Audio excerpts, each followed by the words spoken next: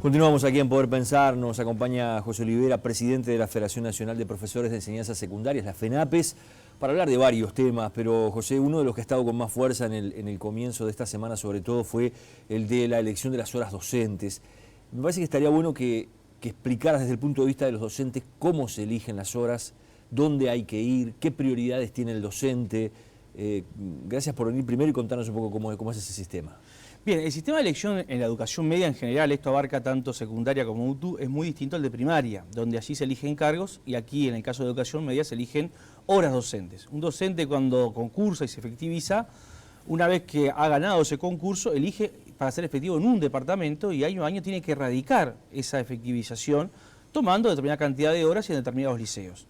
Esto se ha venido haciendo así. En el año 93 allá, en el gobierno de la calle, de Luis Alberto de la Calle, se intentó generar esta condición de una elección por más de años y después se encontraron en la práctica dentro del mismo año que no era posible. Por lo tanto, hay una serie de condicionantes para discutir, es decir, las condiciones, el objetivo es compartido, pero hay una serie de condicionantes muy fuertes que las reconocen las propias autoridades que dicen que hoy no están dadas las condiciones para ir a una elección por más de un año. Contanos con un ejemplo. Tú sos docente de historia. De historia.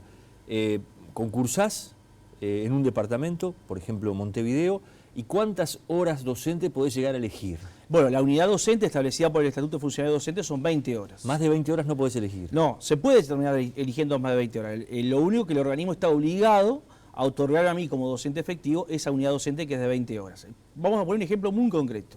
No tomemos el caso de historia porque es más complejo, tomemos un caso de física. Un docente de física del sexto de ingeniería, por ejemplo, toma 3 grupos en el Liceo Miranda, 3 grupos de sexto de ingeniería, son 24 horas. Las toma para este año 2016. Pero ¿qué pasa si en el 2017, por corrimiento de los alumnos, por falta de alumnos, hay solamente 2 sextos de ingeniería?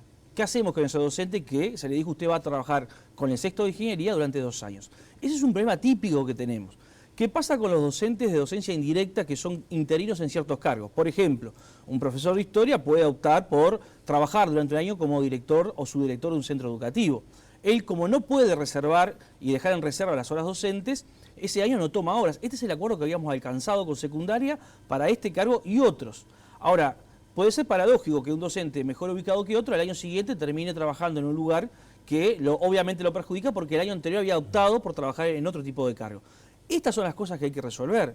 Estas cosas estaban acordadas previo al 27 de octubre, cuando comenzó la elección de horas, y luego por algunas presiones que vinieron desde la oposición, pero también desde dentro del propio gobierno, a una semana de iniciar la elección de horas, el Consejo pretendió cambiar las reglas. Las reglas eran, un docente va a poder elegir hasta por 2 años. No, al 27 de octubre no estaba esto establecido, no estaba ni discutido. Pero digo, a partir de ese momento eso fue lo que se planteó. Se planteó esto a partir del 3 de noviembre, con una elección que había comenzado el 27 de octubre y donde muchos cargos habían sido elegidos ya o ratificados previo a esa fecha, con la idea de que aquí se elegía solamente para el año 2016. Por eso planteamos claramente que acá se estaban cambiando las reglas de juego, que esto perjudicaba a un número importante. Lo reconoció el Consejo en el propio Ministerio. ¿Qué tipo de perjuicios? Si tuvieras que explicarle a la gente, o sea, ¿qué perjudicaba este cambio? Este cambio, por ejemplo, vamos a poner un caso concreto. Una profesora de matemática, grado 7, es el grado máximo, número 1, ubicado dentro de ese grado en Tacuarembó, que desarrolla el cargo de profesor articulador departamental, que es un cargo interino que está ratificado año a año. Esa docente no tenía por qué elegir sus horas de clase. Pero resulta que si al año 2017 el cargo de profesor articulador departamental desaparece, esa docente, que es la número 1 del departamento, va a tener que ir a elegir horas. El problema es que antes que ella, por 2 años habían elegido muchos otros que estaban por debajo.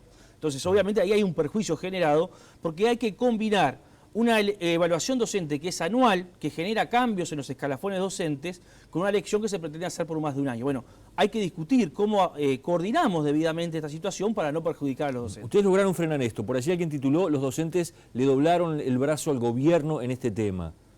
No, yo no comparto ese título. Primero porque lo que nosotros pretendíamos hacer eran 2 cosas muy concretas. Primero, que las reglas de juego estuvieran fijadas antes de iniciarse la elección de horas. Esto se cambió ya iniciado la elección de horas. Y en segundo término, nosotros queremos discutir las condiciones para llegar al objetivo. Porque uno puede trazarse muchos objetivos en la vida y en la administración también, y está bien que así sea. Se pueden compartir esos objetivos, pero lo importante es ver las condiciones que yo necesito para llegar a cumplir cabalmente ese objetivo, asegurándole a todas las partes, instituciones, administraciones, estudiantes, trabajadores, que no se están violentando derechos. La presidenta del Consejo Secundario, Celsa Puente, dijo, la elección por 2 años para los grados de 4º al 7º continúa vigente. Y otra cosa, ella dice que no fue que cayó la elección por 2 años, sino que eso puede llevarse adelante y que luego esa comisión que va a analizar la situación puede terminar validando esto que han pedido los docentes ahora. A ver, si yo tomo las palabras del propio consejero Landoni en el ámbito del ministerio, el propio consejo reconoce que no están las condiciones dadas. Por lo tanto, las posibilidades de que la elección sea por más de un año son hoy prácticamente nulas. Por ejemplo, el consejero Landoni planteaba a la autoridad del ministerio algo que sí estamos de acuerdo, la necesidad de discutir durante 2016 la propuesta curricular, particularmente de ciclo básico, porque entendemos que está teniendo algunas dificultades. Si hay acuerdos, si efectivamente se construye una nueva propuesta curricular para el ciclo básico, esto implica cambiar las condiciones de trabajo para el 2017. No va a quedar otro objetivo que ir a una nueva elección. Esto lo sabe la administración.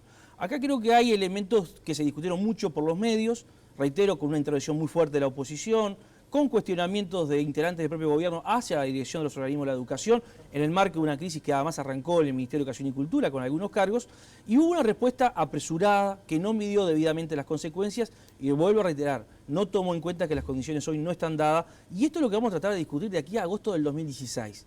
Por lo tanto, si yo me paro en la realidad de hoy, diría, no están dadas las condiciones para una elección por más de un año, dudamos que se pueda concretar algunos cambios significativos durante el 2017 y el muy factible escenario es que tengamos una nueva elección en el 2016 en la perspectiva del año lectivo 2017. Bien, pero queda la duda allí de, ¿es casi imposible o es posible, o hay una posibilidad de que un docente vaya hoy y pueda fijar horas para este año que viene y para el otro? No, hoy es imposible. Hoy, objetivamente, esto es imposible y yo creo que habría que decir públicamente lo mismo que se dice en los ámbitos de negociación puerta cerrada, porque si no, no está bueno esto de decir una cosa en la pulpería y otra en la comisaría, ¿no?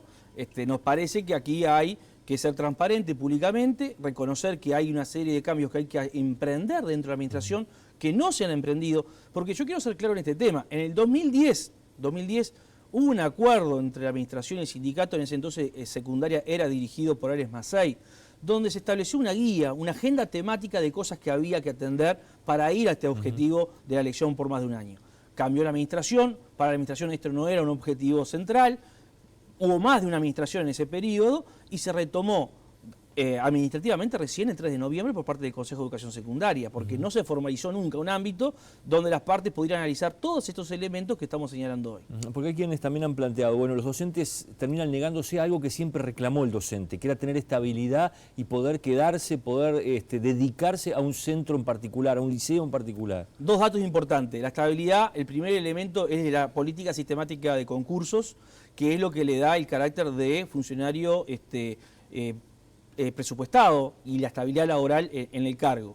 Esto es lo que carece secundaria, a diferencia de primaria, que tiene sí una política sistemática de concurso. Segundo tema, la estabilidad y la concentración de un docente en el liceo ya se da. Los números oficiales dicen que el 90% de los docentes efectivos eligen en los últimos 3 años en el mismo lugar. ¿Qué es lo que eligen en el mismo lugar? La unidad docente, las 20 horas.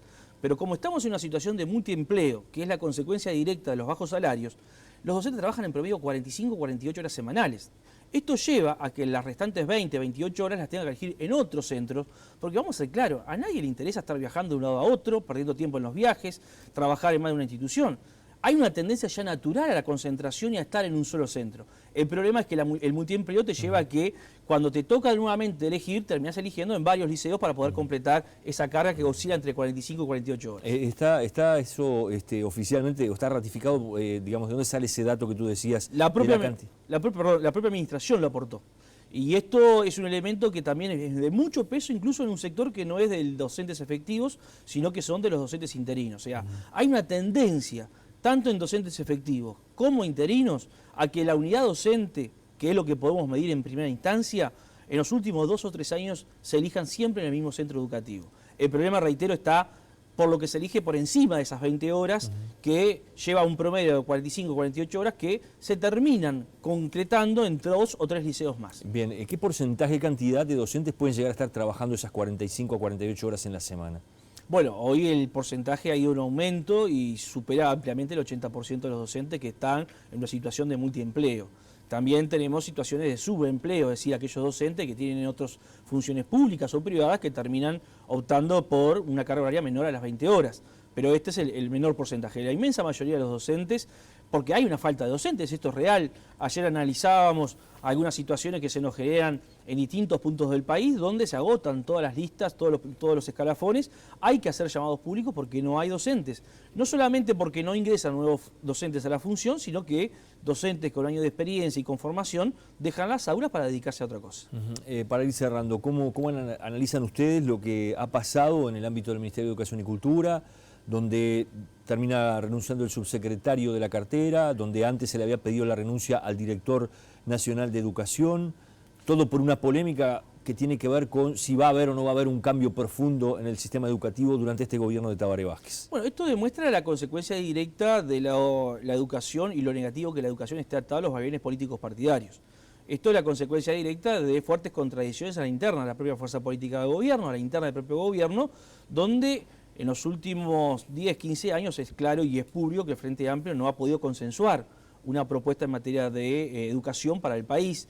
Como no la ha podido consensuar el propio Frente Amplio a su interna, ni tampoco con los partidos de la oposición, porque algunos acuerdos que se desarrollaron durante la administración Mujica eran una declaración de buenas intenciones que no habilitaban efectivamente un proceso de transformación.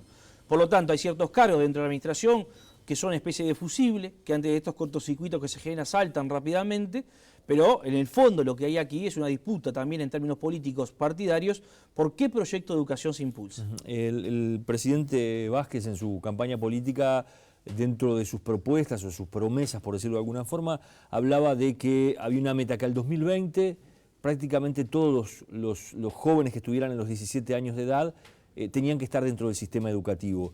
¿Eso es viable? ¿Ustedes ven que se va en ese camino, no? Es un hermoso desafío, es un muy buen objetivo. El problema está en analizar y ponerse a trabajar en cuáles son las condiciones necesarias para que esto sea efectivo.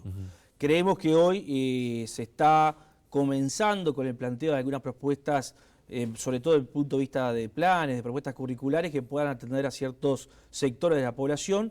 Lamentablemente no estamos teniendo otras condiciones, como por ejemplo las condiciones edilicias, no estamos teniendo el número de liceos suficientes. Los temas de los nocturnos, que particularmente estaba concentrado en esta población objetivo, tienen grandes dificultades de funcionamiento. Al principio de año tenemos grupos de 70, 80 y 90 muchachos en varios puntos del país en los nocturnos, donde van particularmente estudiantes con condicionamientos laborales, gente que trabaja todo el día, que son padres de familia, y obviamente en esas condiciones ya de pique se está desalentando la continuidad educativa. Por lo tanto hay una necesidad muy fuerte de trabajar en esas condiciones también. Recordemos que 7 de cada 10 terminan, por lo menos están en el tercero de liceo y logran pasar a cuarto, pero hay 3 que ya se quedaron por el camino. Sí, hay algunos resultados que comienzan a ser alentadores. Si uno toma los resultados del monitor educativo del año 2014, hay allí algunos indicios, particularmente en el ciclo básico, así como también en el primer año de bachillerato, que comienzan a indicar ciertas mejoras, que son en términos de proceso. Acá las mejoras no se pueden dar de un día para el otro, hay que pensar esto en términos de mediano y largo plazo. Hay que articular también, y esto es bueno decirlo, las políticas públicas en materia de educación con otras políticas públicas. Hoy está en discusión, por ejemplo, todo el tema de asignaciones familiares y la corresponsabilidad de la familia, de la inscripción de los muchachos en los centros educativos. Nos parece que es una buena medida. Hay que articular mejor otras políticas públicas que desarrolla el MIDES, que desarrolla el propio Ministerio de Salud Pública, para hacer efectivamente viable ese umbral de necesidades que tienen que estar cubiertas para que efectivamente estos jóvenes que en algún momento desertaron del sistema educativo, que en algún momento dejaron de cursar, vuelvan al sistema educativo, y ahí está la responsabilidad del sistema educativo, darle las condiciones para que ir a un liceo sea un estímulo, no un desestímulo, donde una persona que hace 3, 4 años está fuera del sistema llega y tiene un grupo de 70 alumnos. Obviamente no están en las mejores condiciones. Bien, te hago una última pregunta simplemente para tener una opinión tuya. Digo, ¿se llegó a la paz, entre comillas, en cuanto a la relación con las autoridades, con el propio gobierno por el tema salario? ¿Se terminó a partir de que se apruebe este presupuesto nacional? ¿Tendremos normalidad en los cursos de aquí a los próximos años? Aquí una opción política que hizo el gobierno, que no la hicimos nosotros, que fue discutir el presupuesto en 2 partes. No están dadas las condiciones todavía, estamos discutiendo, analizando lo que acontezca en el Parlamento en materia de presupuesto para ver la firma o no de un posible convenio. Hoy en la ANEP particularmente no hay convenio firmado, hay un plazo hasta el 31 de diciembre. Recordemos que ese convenio es para 2016 y 2017, que en 2017 se reabre toda la discusión de vuelta, que esperemos sea con los suficientes tiempos y las condiciones políticas que no llevan a una profundización del conflicto como tuvimos en este año. Gracias por haber venido. A ustedes. Nosotros nos vamos a la pausa, seguimos aquí en Poder Pensar.